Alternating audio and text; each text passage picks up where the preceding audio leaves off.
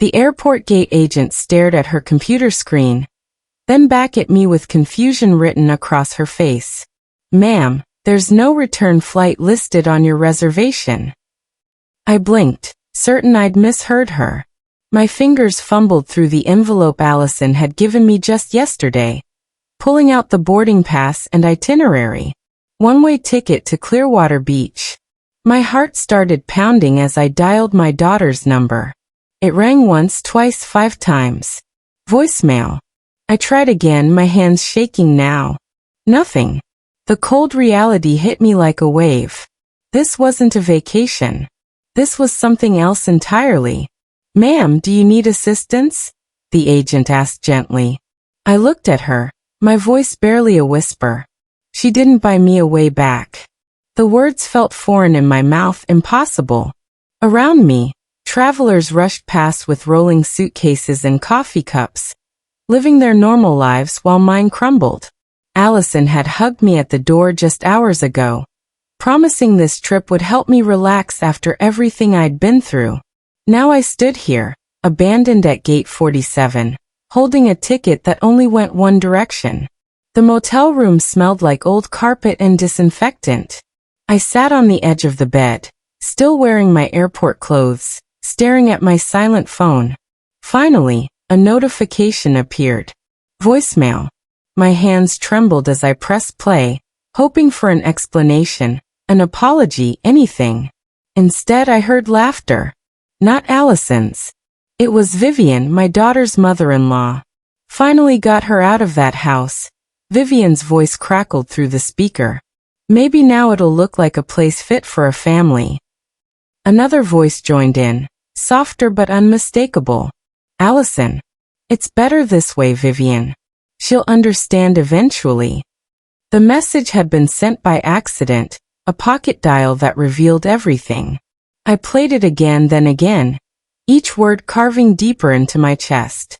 They wanted me gone. Not on vacation. Gone. I sank back onto the cheap pillows, tears streaming down my face. 50 years of loving my daughter, raising her alone after her father died, sacrificing everything. And this was how it ended? With laughter and relief that I was finally out of the way? My name is Marianne Ellery. I'm 70 years old, and until 3 days ago, I thought I'd done everything right. I worked as a hospice nurse for 32 years, helping families through their darkest moments. When my husband Daniel died in a construction accident, Allison was only 8. I raised her alone, working double shifts so she could have dance lessons and summer camps. I taught her to be strong, to be kind, to value family above everything. We had our traditions. Sunday pancakes with too much syrup. Birthday treasure hunts in the backyard. Bedtime stories even when she got too old for them. I thought we were close. I thought she loved me the way I loved her. But maybe love makes you blind to cruelty until it's standing right in front of you, holding a one-way ticket and a smile that doesn't reach your eyes. Now I sat in this motel room, miles from home, wondering when exactly I'd become a burden instead of a mother. The seaside motel wasn't much to look at. Peeling blue paint, a flickering neon sign, rooms that faced the highway instead of the ocean. But it was cheap, and I needed to make my savings last. The woman at the front desk, June, noticed my red eyes when I checked in. "Rough day, honey?" She slid the room key across the counter. I tried to smile. Something like that. She disappeared into the back office and returned with 2 tea bags and a sympathetic look. "On the house. Room 6 has a better view if you sit by the window just right." That small kindness nearly broke me. I took the tea bags with shaking hands and whispered my thanks. In my room, I sat by that window June mentioned. She was right. If I angled myself just so, I could see a sliver of ocean between the buildings. The water looked endless, like my uncertainty. I made the tea in the coffee maker, the steam fogging up the window. Outside, cars rushed past, everyone going somewhere they belonged. I had nowhere. On the 3rd day, Allison finally called back. I'd sent 12 messages, each one more desperate than the last. My hands shook as I answered. Mom. Her voice sounded strained, guilty. Why didn't you tell me about the return ticket? I kept my voice steady. I didn't know until I got to the airport, sweetheart. What's going on?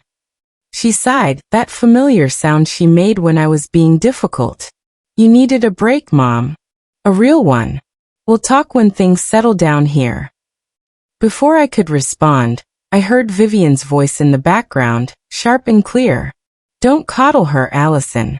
She's fine. My daughter didn't defend me. Didn't tell her mother-in-law to mind her own business. Instead, she said quickly, I have to go. Enjoy the beach, and hung up. The dialed tone hummed in my ear like betrayal's echo. I sat there for 10 minutes, phone still pressed to my face, trying to understand how my daughter had become someone I didn't recognize. The woman who taught Sunday school and cried at commercials had just dismissed her own mother like unwanted furniture. A week into my exile, the motel clerk handed me a forwarded envelope. My bank statement. I tore it open with trembling fingers and found something that made my blood run cold. Account modifications. My savings account, the one I'd built over 40 years of careful budgeting, now showed a second name. Allison Marie Ellery Crawford. Joint owner. I never signed anything. Never gave permission. The statement showed transfers. Large ones. Money moving from my account into one I didn't recognize. My vision blurred with tears.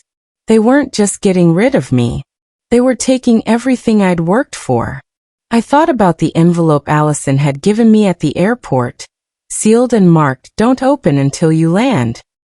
Inside had been $200 in cash and a note. For expenses. Love you, Mom. Love. The word felt like poison now.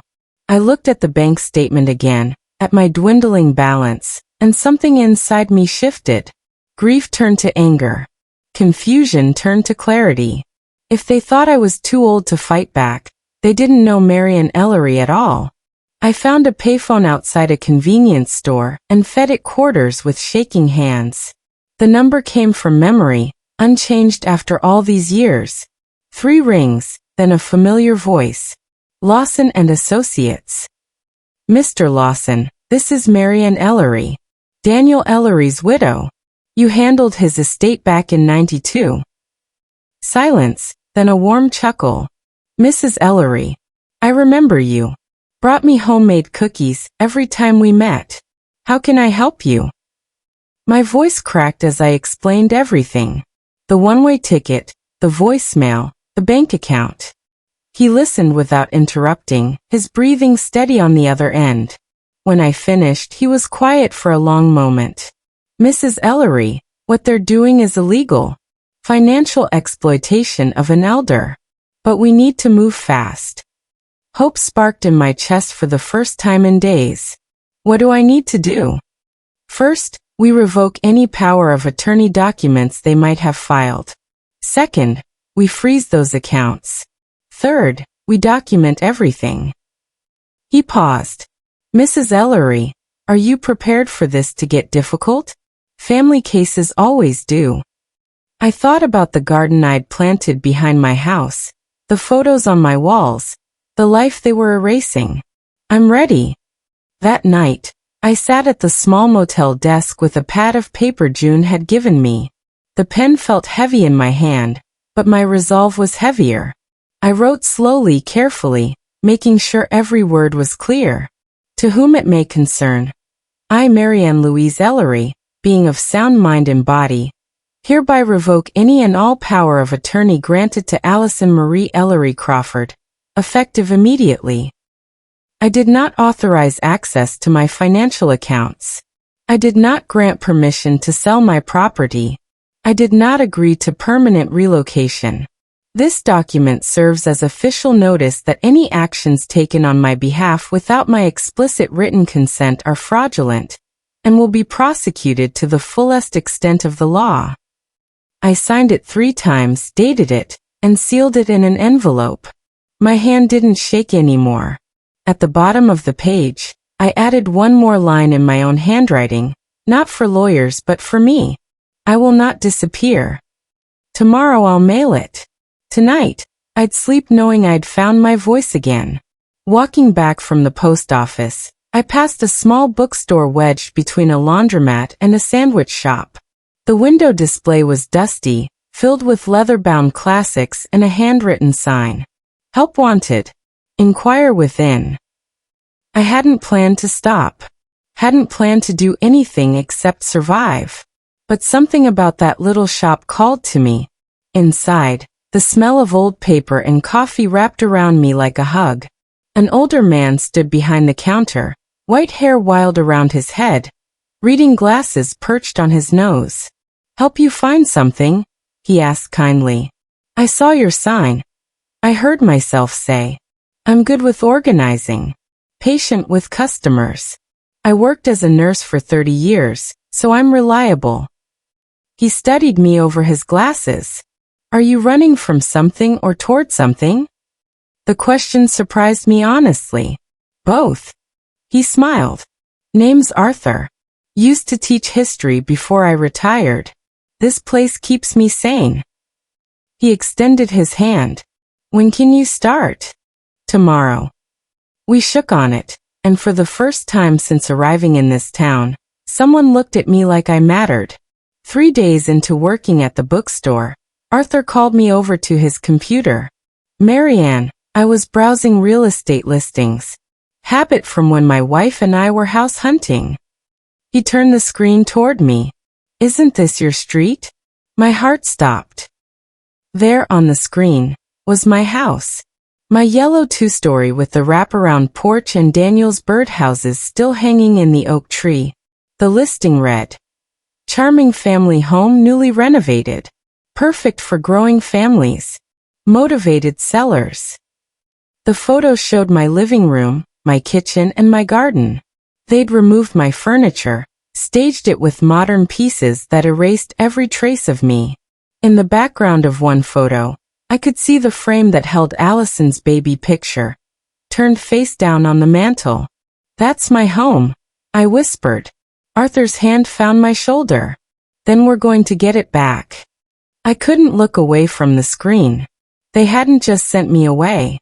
They were selling my entire life, every memory, every moment Daniel and I had built together. The house we'd bought with our wedding money. Where Allison took her first steps. Where I'd cried myself to sleep after Daniel died. They're selling my life, I said, my voice hollow. Arthur closed the laptop gently. Not if we stop them first. I wrote the letter on bookstore stationery. My handwriting steady now. Allison, I know what you're doing. I've seen the bank accounts, the house listing, everything. I understand Vivian has convinced you this is best, but it's fraud. It's theft. And it's breaking my heart. Stop this before it destroys us both. I'm giving you one chance to make this right. Return my accounts to my name only. Take down the house listing. We can talk about your concerns like adults. But if you continue down this path, I'll have no choice but to take legal action. I don't want to fight you, sweetheart. But I will fight for myself. You have 1 week. Love always, Mom. I mailed it certified, requiring signature. 3 days later, the tracking showed it had been delivered. Then silence. A week passed. No phone call. No apology. Instead, an email arrived from an address I didn't recognize. The subject line read, "Do yourself a favor." Inside, just one sentence. Stay gone, Marianne. You're better off where you are. Vivian. I showed it to Arthur. He read it twice, his jaw tightening. They're not backing down. Neither am I. Arthur brought me a stack of papers one morning before we opened the store. Nursing license renewal application. The clinic 2 blocks down is hiring part-time. I stared at the forms, my confidence wavering. Arthur, I haven't practiced in 5 years. What if I can't pass the exam? He sat across from me, his expression serious. People still need someone like you, Marianne. Someone who cares. Someone who shows up. Those words settled into my chest. I'd spent 5 years being small, being convenient, shrinking myself to fit into Allison's life. Maybe it was time to remember who I'd been before. I studied every night after my bookstore shift. Medical terminology came back faster than I expected, muscle memory from 3 decades of practice. When exam day arrived, Arthur drove me to the testing center. "You've got this," he said. 4 hours later, I walked out with a passing score. Within a week, I was working 3 shifts at the clinic, taking vitals and holding hands with scared patients. The woman they'd discarded was coming back stronger, steadier, wiser, and angrier. The kind of anger that builds bridges instead of burning them. Mr. Lawson called on a Tuesday afternoon. "Mrs. Ellery, we found something." I gripped the phone tighter. "What?" "They used your funds as collateral for a personal renovation loan. $75,000. The application has your signature, but the handwriting analysis says it's forged." My knees went weak. I sat down hard on the bookstore stool. They forged my signature? Multiple documents. Power of attorney, loan applications, account transfers. It's textbook elder financial abuse. We can pursue criminal charges. I closed my eyes, thinking of Allison as a little girl, crying when she accidentally stepped on an ant. How had that child become someone capable of this? "I don't want her arrested, Mr. Lawson. I just want my name clean. I want my house back." "Understood. But Mrs. Ellery, they've built a house of cards. All we have to do is pull one card, and it all comes down." "Then pull it," I said. "Pull every single one." He promised to file the paperwork immediately. Fraud charges against the loan company for not verifying signatures. Injunctions against the property sale. Freezing orders on all accounts. The machine was in motion now, and I was no longer its victim. Mr. Lawson's plan was elegant in its simplicity. We'd let them think the sale was proceeding normally. We'd even provided a buyer, through one of his associate firms. Someone who'd go through all the motions, right up until the final signing. Vivian, we learned, had convinced Allison that one more signature was needed. A quitclaim deed, transferring ownership cleanly. The document was legitimate. The pressure to sign it quickly was not. Mr. Lawson had arranged for the paperwork to be routed through a court clerk, someone who'd document every detail. When Vivian pushed Allison to forge my signature one final time, believing I was safely tucked away in Florida, they wouldn't know they were creating the evidence that would undo everything. "They think you're helpless," Arthur said, reading the legal documents with me. "They think wrong." I thought about all the times Vivian had smiled at me, complimented my cooking, then whispered suggestions to Allison about senior living facilities. She'd been planning this for months, maybe years. Now her own impatience would be her downfall. We just had to wait. And I'd learned patience from 30 years of hospice work. I could wait. The call came on a Thursday. Mr. Lawson, barely containing his satisfaction. "They took the bait. Allison signed your name yesterday on the quitclaim deed." The clerk documented everything, including the notary who never actually witnessed your signature because you weren't there. "What happens now?" I asked. "Now the buyer backs out, citing irregularities in the title. Your signature doesn't match previous documents on file. An investigation opens automatically." He paused. "Mrs. Ellery, by Monday, that house sale is dead. And by Wednesday your accounts will be restored." I sat down slowly on my motel bed. After 6 weeks of fear and uncertainty, I was finally winning. "What about Allison?" "That depends on you. Criminal charges are possible, but the fraud case against her and Vivian for the loan forgery is solid. They'll face financial consequences regardless." I thought about my daughter, probably sitting in my kitchen right now. planning what furniture to buy with money she'd stolen from me.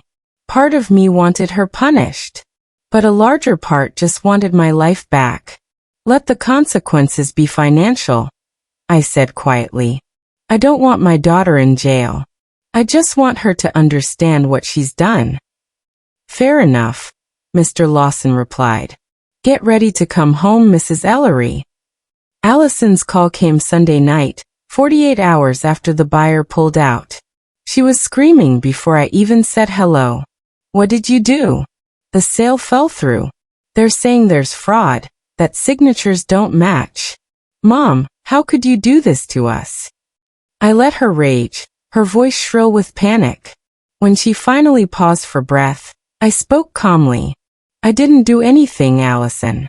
I just stopped letting you do it to me. Silence. Heavy and suffocating. You signed my name on documents, I continued, my voice steady. You emptied my bank accounts. You tried to sell my house while I was stranded in Florida with a one-way ticket. Did you really think I'd just disappear? Vivian said. I don't care what Vivian said. You're a grown woman. You made choices. Now you'll live with them. I heard her breathing, ragged and desperate. Mom, please. Tom and I are going to lose everything. The renovation loan was supposed to be repaid from the house sale. If that doesn't go through, then you'll figure it out, I said. The same way I had to figure out how to survive when you abandoned me at an airport. I didn't abandon. Yes, you did. Silence again. Then a click. She'd hung up. I set down my phone and felt nothing but relief. News travels fast in small towns. By Tuesday, everyone in Allison's neighborhood knew about the legal investigation. Mrs. Patterson, who'd brought me cookies after Daniel died, called from a number I still had saved. Marianne, I just heard. I'm so sorry. We all wondered why you'd moved so suddenly. I explained everything. The one-way ticket, the forged documents, the stolen money. By the time I finished, she was crying. That Vivian woman has been bragging for months about how she helped Allison handle your affairs. She made it sound like charity. Mrs. Patterson paused. I'm calling everyone from church. This isn't right. Within days, Vivian's reputation as the town's charitable matriarch crumbled. People remembered how she'd pressured elderly widows to sell their homes, always with her real estate friend ready with a listing. How she'd convinced families to put parents in facilities, often ones where she received referral fees. The investigation into my case opened doors to others. 3 more families came forward with similar stories. Vivian had built an empire on exploiting the vulnerable. Now it was collapsing, one revelation at a time. Arthur showed me the local newspaper article. Local woman under investigation for elder abuse. Vivian's photo stared back at me, her smile frozen and fake. How do you feel? Arthur asked. I folded the paper carefully. Like justice. Mr. Lawson arranged for me to return home under court supervision to collect my belongings. I flew back on a real round-trip ticket this time. Arthur beside me for support. The house looked the same from outside. Yellow paint, white trim, Daniel's birdhouses swaying in the breeze. But when I opened the door with my key, still valid despite everything, I gasped. They'd removed every photo. Every picture of Allison as a baby, of Daniel and me on our wedding day, of family Christmases and birthdays. The walls showed pale rectangles where frames had hung for decades. The furniture was different, sterile and modern. My grandmother's quilt no longer draped the couch. The kitchen table where we'd eaten 1,000 meals was gone, replaced with glass and chrome. They erased you, Arthur said quietly. I walked through each room, touching walls that had held my memories. In Allison's old bedroom, now painted gray, I found one thing they'd missed. Behind the closet door, pencil marks tracking her height from age 5 to 18. My handwriting, faded but still there. You can't erase love, I whispered. Even when you try. I collected what few personal items remained and prepared to leave. But standing in the doorway, I made a promise. I'm coming back. This is still my home. The backyard broke my heart. The garden I'd spent 15 years cultivating was dead. Rose bushes are brown and brittle. The vegetable patch is overrun with weeds. Daniel's memorial bench, where I'd sat every evening, was gone. Just an empty square of dirt where it had stood. I knelt in the dead flower bed, dirt staining my jeans. This garden had been my therapy after Daniel died, my connection to life when grief tried to drown me. Now it was in ruins. Arthur appeared beside me, holding a small pot with bright yellow daisies. My wife always said daisies were for new beginnings. I looked up at him, this man who'd become my friend when I needed one most. Arthur, I don't know if I can start over again. He set the pot down gently. You're not starting over, Marianne. You're continuing. There's a difference. Together, we dug a small hole and planted those daisies. They looked impossibly small in that sea of death, but they were alive, growing, refusing to quit. Just like me. As we worked, neighbors started appearing. Mrs. Patterson with seed packets. The Johnsons with fertilizer. Even young Tommy from 3 houses down, asking if I needed help pulling weeds. They hadn't forgotten me. Allison had, but they hadn't. We worked until sunset, and when we finished, that garden looked possible again. Arthur's niece, Rebecca, was an investigative journalist for the regional paper. She'd been following elder abuse cases for a series she was writing. When Arthur mentioned my situation, she asked to interview me. I met her at a coffee shop, nervous about sharing my story publicly. But Rebecca's eyes were kind, and she promised to protect my identity if I wanted. I want people to know, I said. Not for revenge, but because maybe my story will help someone else recognize the signs before it's too late. The article ran the following Sunday. The hidden crime. How financial abuse targets our elderly. My case was featured prominently, though my name was changed. But the details, Vivian's tactics, the warning signs, everything was there. The response was immediate. The newspaper received hundreds of letters. Adult children recognized their own behavior in the article, ashamed and apologizing to parents. Elderly readers realizing they were victims. Social workers requesting copies for training. One letter was forwarded to me personally. Dear brave lady, I'm 73. After reading your story, I checked my bank account and found the same thing you did. My son's name was added without permission. Because of you, I stopped it before it went further. Thank you for your courage. I cried reading that letter. My pain had purpose. My story had power. And Vivian's legacy was now tied forever to the harm she'd caused. 3 months after the article ran, there was a knock on Arthur's door. I was staying in his guest room, still unable to reclaim my house while legal proceedings continued. He called me downstairs. Marianne, someone's here for you. Allison stood on the porch, eyes red and swollen. She looked smaller somehow, diminished by guilt. Mom, can we talk? I wanted to slam the door. I wanted to make her feel the abandonment I'd felt at that airport gate. But Arthur's hand on my shoulder steadied me. I invited her in, offering tea I didn't feel like making. We sat at his kitchen table, the silence heavy between us. I'm sorry, she finally whispered. I didn't know it would go this far. Vivian said you'd be happier in Florida, that the house was too much work, that we were helping. Did you believe that? I asked quietly. Or did you just want to believe it? She flinched. Both. I poured the tea, my hand steady. You didn't just hurt me, Allison. You stole from me. You tried to erase me. You threw away our relationship for a house and money that were never yours. I know. Her voice cracked. Mom, I know. Tom and I are losing everything. The loan company is suing us. Vivian's legal fees destroyed her savings. We're going to have to declare bankruptcy. Part of me felt satisfaction at that justice. But seeing my daughter broken didn't feel as good as I'd imagined. What do you want from me? I asked.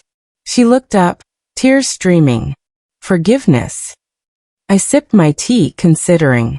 Forgiveness takes time, Allison. Trust takes even longer.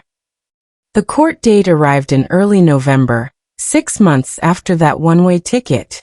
I sat in the gallery while Mr. Lawson presented evidence. Bank statements showing unauthorized transfers. Forged signatures analyzed by handwriting experts. The recording of Vivian's accidental voicemail.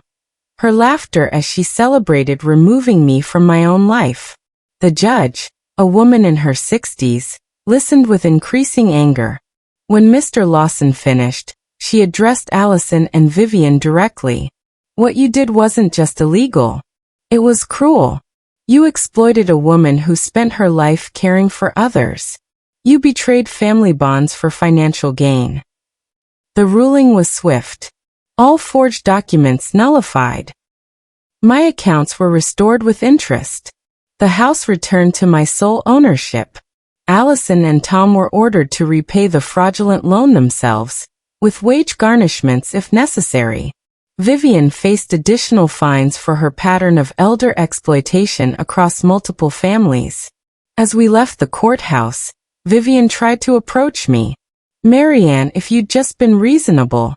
Mrs. Crawford. Mr. Lawson stepped between us. Any further contact with my client will be considered harassment. She walked away, her expensive heels clicking on marble floors. For the first time in months, she looked old. Defeated. Humans. I felt no victory, just exhaustion. But also relief. The nightmare was finally over. That evening, alone in Arthur's guest room, I did something I'd been planning for weeks. I opened my journal and wrote a letter. Not to Allison or Vivian or the courts. To myself. Dear Marianne, you survived. When they tried to erase you, you refused to disappear. When they stole your money, you rebuilt it. When they sold your home, you fought for it. When they broke your trust, you found strength you didn't know you had. You are 70 years old and you are mighty. You are a hospice nurse who knows how to help people through transitions. Now you've helped yourself through the hardest transition of all. Learning that you matter. Learning that your voice deserves to be heard. Learning that love without respect isn't really love at all. I'm proud of you. Daniel would be proud of you. And somewhere, the little girl you raised is hopefully learning what real strength looks like. Not the strength to take from others. The strength to stand up for yourself. With love and respect, Marianne Ellery. I folded the letter carefully, then walked to Arthur's fireplace. I pulled out the one-way ticket I'd kept all these months, that symbol of abandonment and betrayal. I held it to the flames and watched it burn. The ash glowed briefly, then crumbled into nothing. Just like my old life. Just like my old self. Both gone now, transformed into something stronger. Spring arrived with warmth and possibility. The legal proceedings were finally complete, and I moved back into my house on a sunny April morning. Arthur helped me carry boxes, and neighbors appeared with casseroles and welcome home signs. The house felt different now. The staged furniture was gone, replaced with pieces I'd chosen. I'd repainted Allison's old room, turning it into a reading nook with floor-to-ceiling bookshelves. The kitchen was mine again, filled with my grandmother's dishes and the smell of fresh bread. But the biggest change was outside. The garden had transformed over the winter. Those daisies Arthur planted had spread, creating patches of yellow among the new growth. Mrs. Patterson's seed packets had sprouted into vegetables. The memorial bench for Daniel had been replaced by neighbors who'd saved money for months. I sat there that first evening, watching the sunset paint my garden in gold and pink. Arthur joined me with 2 cups of tea. You didn't just come back, Marianne, he said softly. You came home. I smiled, understanding what he meant. This wasn't the same house I'd left. I wasn't the same woman who'd been sent away with a one-way ticket. We'd both survived, both transformed. I finally did, I agreed. I finally came home. To myself. To my strength. To a life that was completely, undeniably mine. 2 weeks later, I was planting tomatoes when a car pulled into my driveway. Allison stepped out, then reached back to help someone else. A little girl emerged, maybe 6 years old, with Allison's eyes and Daniel's smile. My granddaughter, Emma. I'd seen her only in photos Allison posted online, never in person. She kept us apart, probably on Vivian's advice. Grandma. Emma called hesitantly. Mom said you might not want to see me. My heart cracked and healed simultaneously. I set down my trowel and knelt, opening my arms. Sweetheart, there's always room for you here. Always. She ran to me, and I held my granddaughter for the first time, breathing in her little girl smell of strawberry shampoo and sunshine. Over her head, I met Allison's eyes. She was crying, mouthing thank you. I nodded once. We had a long way to go, she and I. Trust would take years to rebuild, if it could be rebuilt at all. But Emma deserved better than our brokenness. She deserved a grandmother who could teach her about strength and forgiveness, and knowing your worth. As the sun set over my garden, Emma's laughter mixed with the sound of wind chimes. Arthur waved from next door. Mrs. Patterson called hello from her porch. And I realized something profound. They tried to send me away with a one-way ticket. But I'd bought my own ticket back. To myself. To my life. To home.